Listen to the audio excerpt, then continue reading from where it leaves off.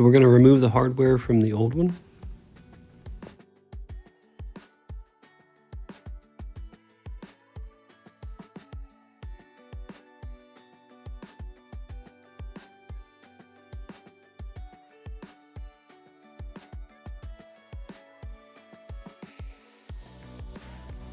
Install the brackets to the new one, but just do this loosely so that we can tighten it up for fitment later.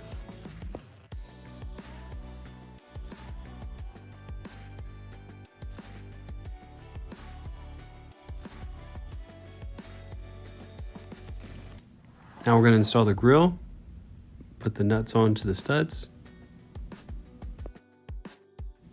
And you want to make sure everything fits right, that everything's lined up prior to tightening everything.